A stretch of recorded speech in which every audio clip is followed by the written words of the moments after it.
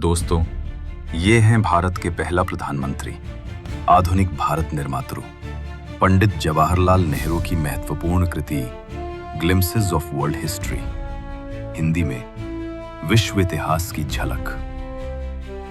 अब इससे आगे की कथा आप सुनेंगे पंडित नेहरू जी की आर्टिफिशियल इंटेलिजेंस आवाज में। पत्र संख्या 6, 10 जनवरी सन 1931, यूनानी या हेलिनेस। प्यारी बेटी, आज तुम में से कोई भी हमसे मुलाकात करने नहीं आया और मुलाकात के दिन का दिन काफी खाली रह गया। ये निराशाजनक था। और इससे भी बुरी बात यह थी कि मुलाकात स्थगित करने का जो कारण दिया गया, हमें बताया गया कि दादू की तबीयत ठीक नहीं है। इससे अधिक हम पता नहीं लगा सके। खैर, जब मैंने देखा कि आज मुलाकात नहीं हो रही है तो मैं अपने चरखे के पास गया और कुछ काटने का काम किया। मुझे लगता है कि चरखे पर काटना और निवार बुनना बहुत ही शांतिदायक है, इसलिए जब संदेह हो तो काटो।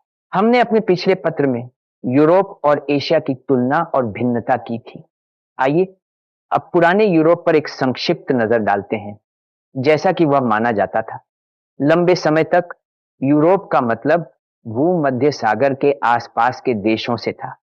उन दिनों यूरोप के उत्तरी देशों का हमारे पास कोई रिकॉर्ड नहीं है। जर्मनी और इंग्लैंड और फ्रांस के बारे में भूमध्य सागर के लोगों का मानना था कि वहां जंगली और बर्बर जनजातियां रहती हैं।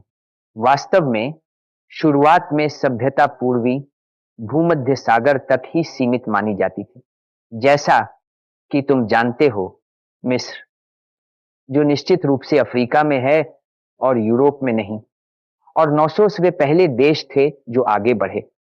धीरे धीरे आर्य एशिया से पश्चिम की ओर बढ़े और ग्रीस तथा आसपास के देशों पर आक्रमण किया। ये वही आर्य यूनानी थे जिन्हें हम अब प्राचीन यूनानियों के रूप में जानते और सराहते हैं। शुरुआत में मैं समझता हूं वे उन आर्यों से बहुत अलग नहीं थे जो शायद इससे पहले भारत में आए थे, लेकिन परिवर्तन आते रहे होंगे और धीरे धीरे आर्य जाति की 2 शाखाएं और भी अलग होती गईं। भारतीय आर्य भारत की और भी पुरानी सभ्यता से बहुत प्रभावित थे, जो द्रविड़ों की सभ्यता थी, और शायद उस सभ्यता के अवशेषों से भी जिसके खंडहर हम मोहनजोदड़ो में देखते हैं। आर्यों और द्रविड़ों ने एक दूसरे को बहुत कुछ दिया और एक दूसरे से बहुत कुछ लिया भी, और इस प्रकार भारत के लिए एक सामान्य संस्कृति का निर्माण किया। इसी तरह आर्य यूनानी भी 900 की पुरानी सभ्यता से बहुत प्रभावित हुए होंगे, जो उन्होंने यूनानी मातृभूमि में फलती फूलती पाई। लेकिन उससे प्रभावित होने के बावजूद उन्होंने 900 और उसकी बाहरी सभ्यता का अधिकांश हिस्सा नष्ट कर दिया और उसके खंडहरों पर अपनी सभ्यता का निर्माण किया। हमें याद रखना चाहिए कि आर्य यूनानी और साथ ही आर्य भारतीय भी उन शुरुआती दिनों में कठोर और कड़े लड़ाके थे। वे जोशीले थे और उन्होंने उन कोमल और अधिक सभ्य लोगों को नष्ट किया या अवशोषित किया जिनसे उनका सामना हुआ।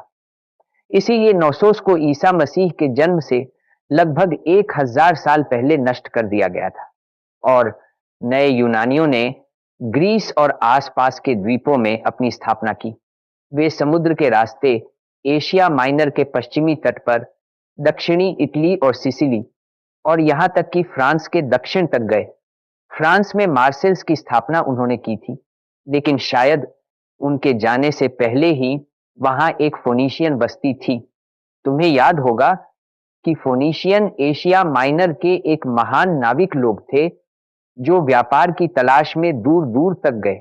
वे उन शुरुआती दिनों में इंग्लैंड तक पहुंचने में सफल रहे, जब इंग्लैंड एक बर्बर देश था और जिब्राल्टर की जल संधि के रास्ते लंबी समुद्री यात्रा निश्चित रूप से खतरनाक रही होगी। ग्रीस की मुख्य भूमि में प्रसिद्ध शहर बढ़े, एथेंस और स्पार्टा और थीब्स और कोरिंथ। यूनानियों या हेलिनेस के शुरुआती दिनों का जश्न 2 प्रसिद्ध महाकाव्यों में मनाया गया, इलियड और ओडिसी। तुम इन दो महाकाव्यों के बारे में कुछ जानते हो जो एक तरह से हमारे अपने महाकाव्यों रामायण और महाभारत के समान है। कहा जाता है कि ये होमर द्वारा लिखे गए थे जो अंधे थे। इलियड हमें बताता है कि कैसे पेरिस सुंदर हेलेन को अपने ट्रॉय शहर ले गया और कैसे यूनानी राजाओं और सरदारों ने उसे वापस पाने के लिए ट्रॉय की घेराबंदी की। ओडिसियस या यूलिसीज की भटकन की कहानी है जब वह ट्रॉय की घेराबंदी से वापस जा रहा था। एशिया माइनर में तट से बहुत दूर नहीं ट्रॉय का यह छोटा शहर स्थित था। ये अब अस्तित्व में नहीं है और सदियों से इसका अस्तित्व समाप्त हो गया है, लेकिन एक कवि की प्रतिभा ने इसे अमर बना दिया है।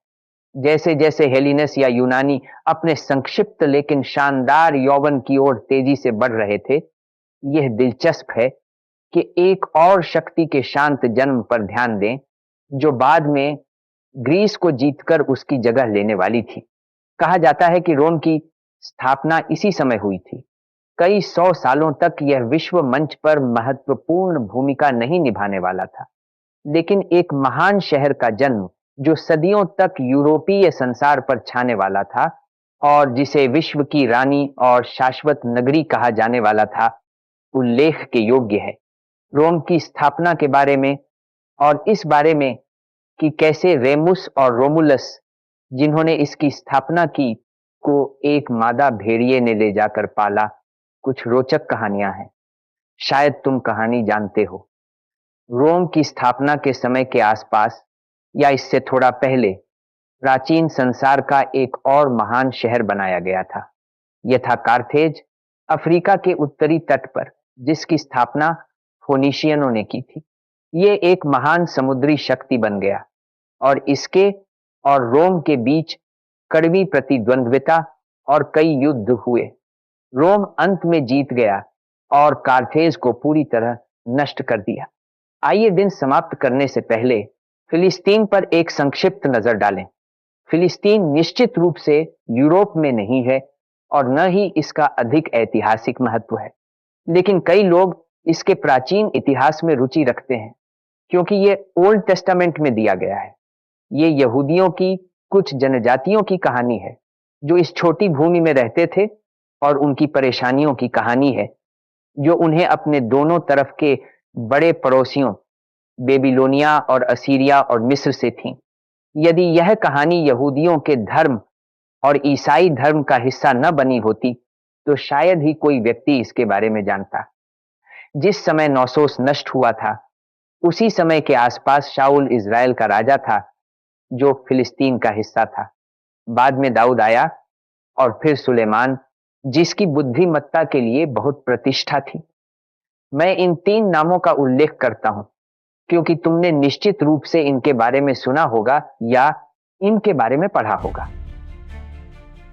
प्रिय दोस्तों, ये पंडित जवाहरलाल नेहरू की महत्वपूर्ण कृति ग्लिम्सेस ऑफ वर्ल्ड हिस्ट्री का हिंदी अनुवाद विश्व इतिहास की झलक थी। ध्यान रखें, आज के इस सोशल मीडिया के युग में इंफॉर्मेटिव और एजुकेटिव कंटेंट बनाना बेहद कठिन काम है। इसमें घंटों की मेहनत, गहरी रिसर्च और समर्पण की जरूरत होती है। इसलिए मैं आपसे विनम्रता से निवेदन करता हूं कि अगर ये कंटेंट आपको अच्छा लगा हो तो कृपया वीडियो को लाइक करें, चैनल को सब्सक्राइब करें, अपने दोस्तों के साथ शेयर करें। थैंक्स।